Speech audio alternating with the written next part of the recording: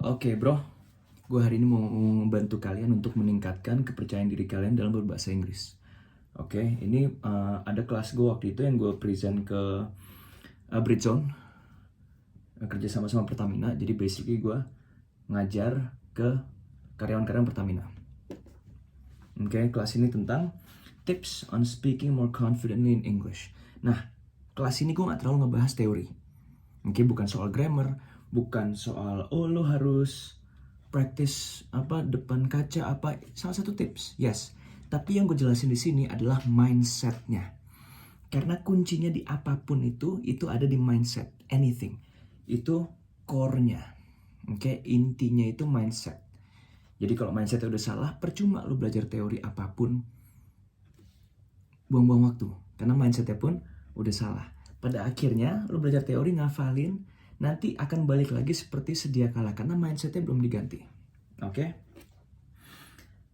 Kita mulai. Oke, sorry, gue bikin slideshow. Ini kelas waktu itu pas gue sampein pakai bahasa Inggris full, tapi sekarang I will mix it ya, so you guys can understand better. Oke. Pernah nggak di satu kelas, misalkan di kantor, lagi ada presentasi, ada yang ngejelasin sesuatu pakai bahasa Inggris, misalkan bos lo orang luar, ataupun di kampus, misalkan lagi ada kelas bahasa Inggris, ada presentasi pakai bahasa Inggris, terus gurunya atau bos lo bilang, alright, so what's your point of view on this? Dia minta pendapat ke lo. So, why don't you stand up and give your opinion? Silakan, kasih opini lo. Atau misalkan udah selesai presentasi, gurunya atau bos lo, oke, atau ada giliran-giliran, and then dia bilang, oke, now who wants to go first? Langsung ditunjuk, what about you? Ini harus pakai full bahasa Inggris ya. Pernah ngerasain? Jangan gue, dia aja yang mulai. Jangan gue, please. I'm not ready yet. Nggak tahu. Panik. Oke? Nah, kenapa orang-orang tuh nggak percaya diri dalam berbahasa Inggris?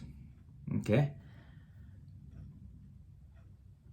Biasanya orang mikir, oh takut salah, belum siap, grammarnya gue nggak tahu, tense ini, vocabulary masih kurang, bahasa Inggris gue nggak profesional, gue nggak tahu formal Englishnya kayak gimana. Oke. Terus kita pikirin lagi, situasi apa yang kalau lo ngomong bahasa Inggris itu, misalkan lo ngomong bahasa Inggris yang nervous, yang gagu, patah-patah, itu sesuatu yang jelek. Oke? Coba kita pikirin interview. Lo lagi interview ke satu kantor mimpi lo udah keterima, udah dipanggil, CV lo udah masuk, ketemu interviewer udah oke, sekarang ketemu sama user, ternyata usernya pakai bahasa Inggris. Terus lo harus full pakai bahasa Inggris dan lo nervous. Of course that's a bad thing. Karena itu bisa menghalangi lo dengan masa depan lo dan mimpi lo. Oke, next. Lo lagi di misalkan lo lagi di klub. Oke, lo ngeliat ada cewek cantik, bule. Udah lihat-lihatan, terus udah mulai joget apa, terus habis itu duduk dah. Kalian berdua ngobrol pakai bahasa Inggris, tapi lo nervous bahasa Inggrisnya. Ilfil lah, otomatis si bule itu. Ilfil, cabut dia. Nggak jadi, gagal. Lo udah mimpi, gue bisa nikahin bule nih, gue bisa pacaran sama bule, gue bisa pamer-pamerin di story. Teman-teman gue pasti pada, wah kesel lah, ngiri atau apa, nggak jadi, gagal. Oke, bad thing lagi. Next lagi, lo lagi mau S2, ngelamar beasiswa. Of course itu ada interview sama profesor di kampusnya. Bahasa Inggris lo jelek, lo nervous, gagal lah. Lo nggak bisa lah kuliah luar negeri, padahal udah keterima.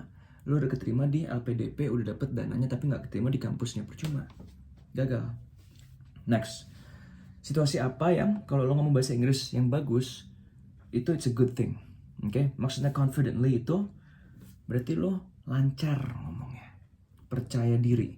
Bukan berarti sempurna, bukan berarti Englishnya perfect kayak yang ada di listening TOEFL, IELTS, ujian listening lah. Hi, my name is bla bla bla. Oh, great to meet you. Enggak. Yang penting lo confident, oke? Yang tadi, semua situasi yang tadi tinggal dibalik. Lo interview, bahasa Inggris lo bagus, confident, Oke, sorry bukan bagus, confident, diterima.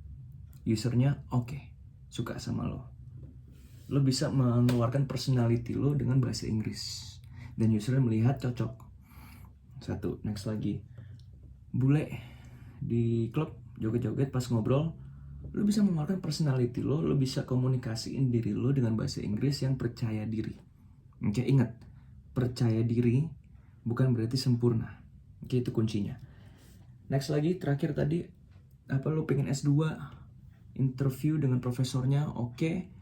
Lo bisa ngomong bahasa Inggris yang lancar, percaya diri, berangkatlah lo ke luar negeri S2. Balik-balik, masters, melamar kerja dimanapun bisa, lo jadi dosen bisa, whatever your dream bisa. Nah, sekarang gue kasih journey. Follow me on a journey. Ikut sama gue kita explore kepala kita, mindset kita. Lihat, apa yang kalian lihat? Ini ada kelas sekolah zaman dulu, SD, SMP, SMA. Ingatlah, sekolah, kelas, ada satu guru di depan, kalian murid semua duduk di kursi menghadap ke guru, dengerin gurunya ngomong. Nah, kalau seandainya kalian di kelas terus sedang pelajaran matematika, oke, kalau kalian ngelakuin kesalahan di pelajaran matematika, masalah nggak? Masalah, of course. Misalkan, sorry gue putar lagi. Matematika. Misalkan kalian mengalami mistake di matematika, perhitungan. Kalian punya bisnis, terus ngitung-ngitung, jebret, submit ke, let's say, auditor. Ternyata di perhitungan ada kesalahan matematikanya. Fatal nggak? Fatal. Next, chemistry, kimia. Kalian lagi bikin sebuah vaksin, let's say, vaksin, masukin kimia yang tepat gitu kan, ternyata ada kesalahan satu kimia yang harusnya nggak masuk tapi jadi masuk. Fatal, orang bisa mati. Physics itu fisika. Kalian ngebangun satu jembatan, ternyata perhitungannya salah, perhitungan beban yang bisa diangkut dari jembatan itu karena posisi tiangnya seperti ini, berapa derajat dan segala macam, ada kesalahan, kalian nggak tahu, kalian bikin jembatannya, fatal nggak? Fatal. Orang bisa nyebrang jembatan naik mobil, ternyata nggak kuat bebannya, jatuh, meninggal. Geography, kalian bikin map Google Map, let's say Google Map Indonesia, kalian bikin satu jalurnya, ternyata ada jalur yang salah, jalannya sebenarnya nggak harusnya ke sana tapi ke sana, akhirnya orang itu ngikutin ke arah sana, perhitungan nggak tepat, nyasar, nggak bisa keluar, dia dirampok, fatal. Next lagi, biologi. Kalian lagi mau sembuhin anjing. Mungkin lagi mau operasi anjing untuk ngeluarin, ada penyakit di dalam kakinya. Ternyata fatal, ada kesalahan, kalian motong satu arteri yang sebenarnya nggak harus dipotong, darahnya keluar nonstop, matilah anjing. Fatal.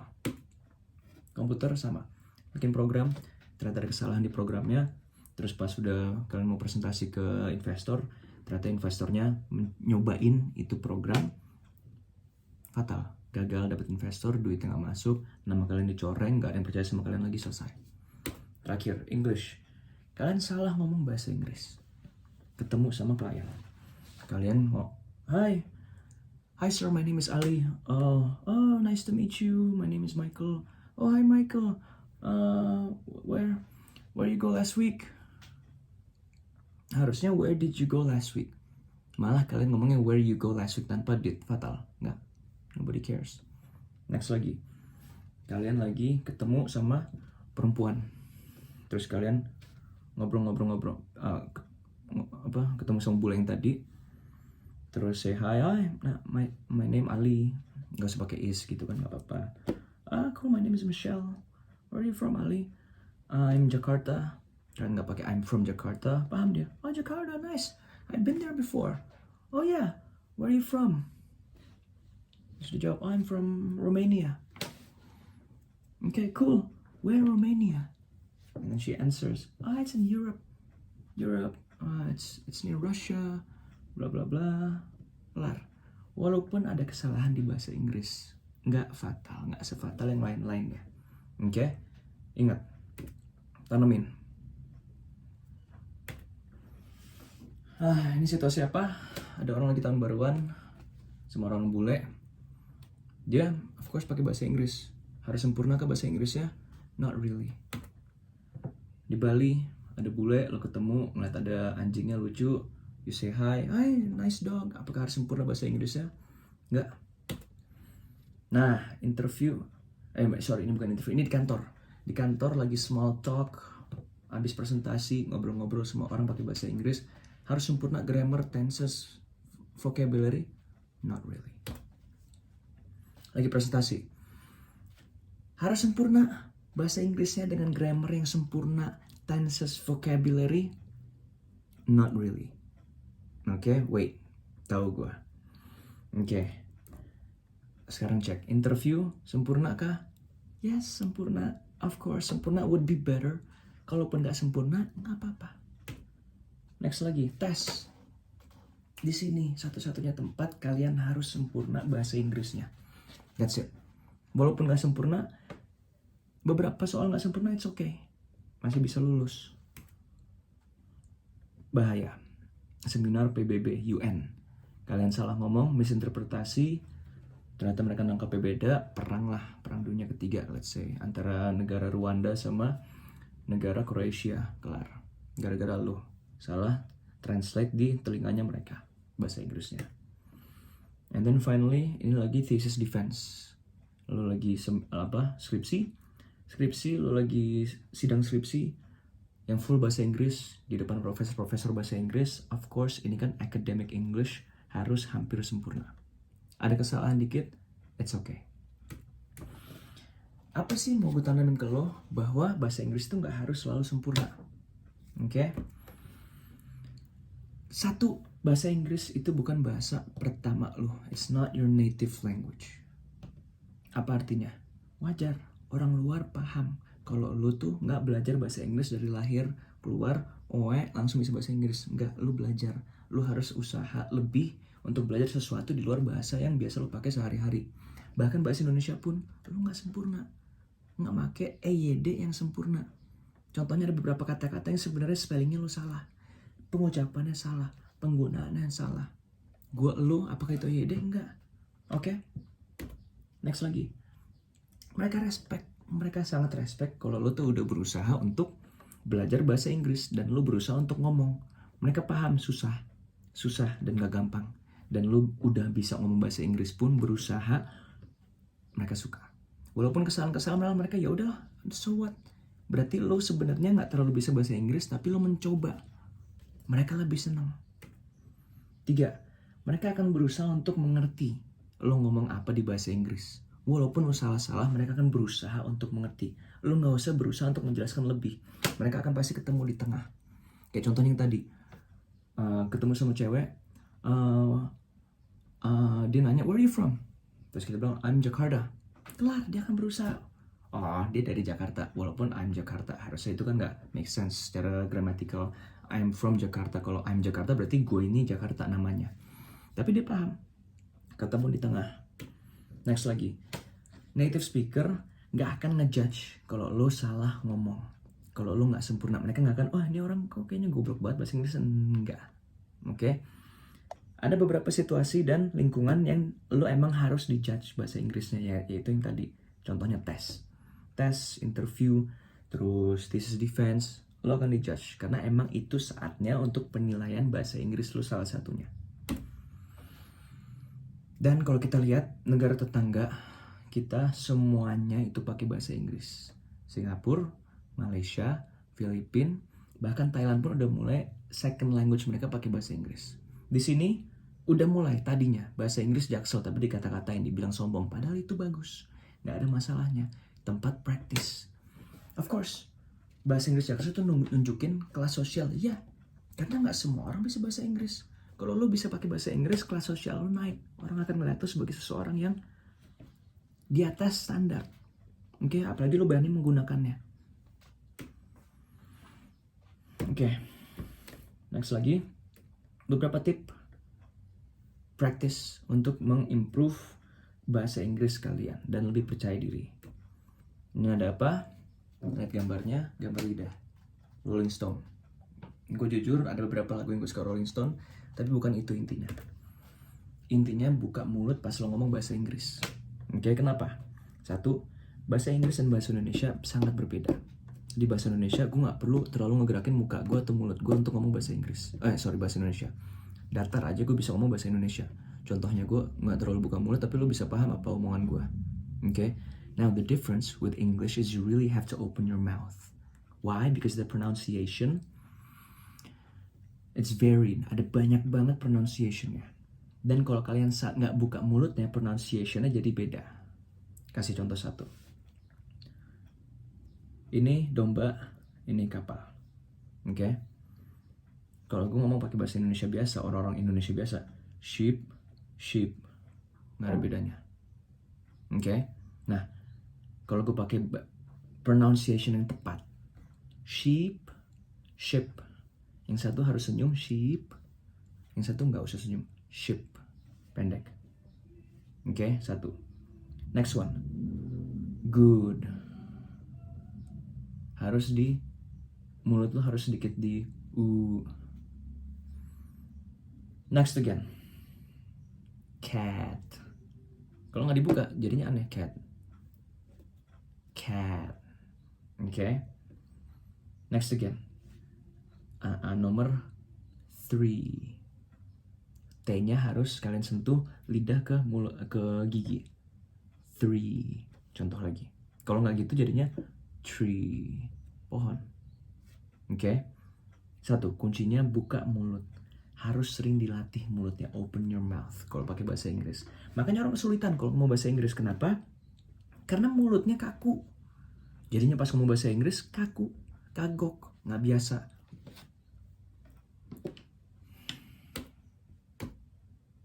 Contoh bahasa Indonesia. Bahasa Indonesia itu literal. Bahasa Inggris tadi ada yang harus double E. Ada yang E-nya pendek, nggak harus dibuka mulutnya. Oke. Okay. AI beda lagi sama AI yang satunya lagi. Double O ada yang beda lagi. Ada yang door, ada yang shoot. Door, shoot. Beda-beda. Oke. Okay. Indonesia literal. A, ya A. Api, padi, lusa, sama. Enak, petak, sore. E-nya sama E. A, I, O, bumi, ibu, ulang, u, sama. Sedangkan bahasa Inggris beda-beda. U, ae, I, gitu kan. June, cheese, dog, this, think, now. Ini kan now. Ada juga on, cow. Konsonan sama, literal. B, C, D, F, G, H. Literal, K ya K, C ya C, W ya W. Kalau bahasa Inggris, nope. CH ada yang cheese. Terus apa? TH-nya ada yang this, ada yang three. Kuncinya adalah buka mulut. Oke. Okay. Itu satu. Terus cara improve-nya, kalau soal teori, gue yakin semuanya bisa menemukan teorinya online atau dari buku atau dari kelas. Buku SMP kalian, SD, SMA, buku kampus kalian ada teorinya komplit. Oke, jadi gue gak terlalu mau fokus sama teori-teori. Intinya, what you have to understand when you're speaking English, buka mulutnya, biasain, dibuka. Pertama-tama harus dipikirin dulu, you have to be conscious. Jadi harus sadar, gue harus buka mulut gue pas ngomong bahasa Inggris. Mungkin misalkan mau interview, latihan dulu buka mulut. Jadi when you're doing the interview, you're gonna sound better. Okay, you're gonna sound clear when you're speaking English. Kenapa? Karena kalian buka mulutnya. Untuk soal pronunciation lebih lanjut, bisa pelajarin ini namanya phonemic chart. Bisa kalian cari di YouTube kah, di Google, ada pasti link-linknya untuk melihat gimana cara pronunciation-nya lebih detail. Dan kalau mau belajar bisa satu-satu. Next, tips berikutnya, connecting words. Kita sering dengerin dari SD, SMP, SMA di audio practice, TOEFL kah, tryout, ujian nasional, semuanya bahasa Inggrisnya aneh. Kenapa gue bilang aneh? Karena pada aslinya nggak ada yang ngomong kayak gitu.